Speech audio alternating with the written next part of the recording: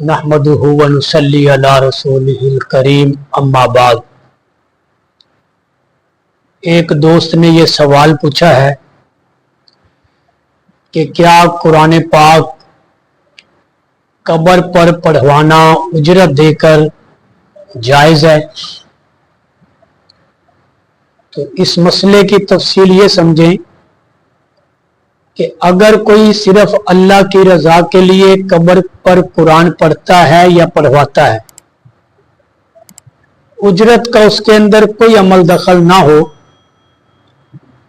सिर्फ अल्लाह की रज़ा के लिए और मैयत के इसाले सवाब के लिए कोई कब्र पर पढ़े या किसी को बिठाकर पढ़वाए तो जायज़ है। लेकिन अगर उजरत तय करके पढ़वाया गया तो याद रखें कि उजरत लेने से सवाब नहीं मिलता, वो एक मामला हो जाता है। उसने अपनी उजरत पढ़ने की ले ली है, जब उजरत दुनिया में मिल गई तो अब आखिरत में उसका सवाब नहीं है। एक दोस्त ने यह सवाल पूछा है कि जनाजे में जब नमाज पढ़ाई जाती है तो एक टुकड़ा कपड़े का जो है वो इमाम साहब के लिए बतौर मुसल्ला जाए नमाज के बिछा दिया जाता है। तो ये तो कफन के अंदर एक ज्यादा चीज हो गई, या कफन के अंदर जो है वो ज्यादती हुई उस कपड़े की वजह से। तो क्या ऐसा करना जायज है?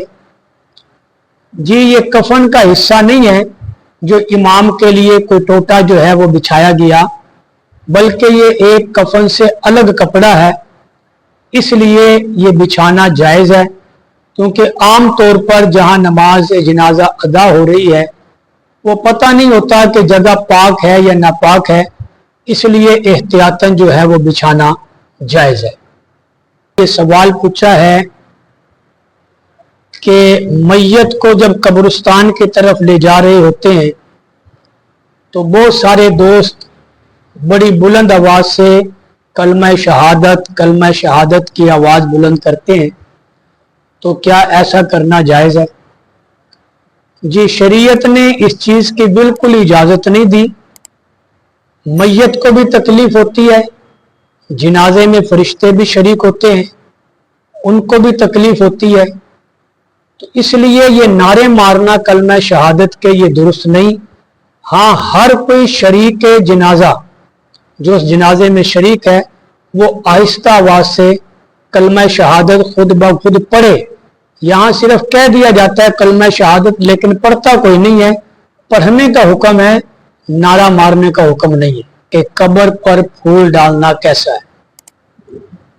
अगरचे कुरान और सुन्नत से इसका सबूत तो नहीं है, लेकिन बहरहाल उलमा इसको जायज समझते हैं कि कब्र पर अगर फूल डाल दिए जाएं तो इसमें किसी किस्म की कोई कराहत नहीं है, लेकिन एहतियात इसी में है कि इस अमर से भी बचा जाए।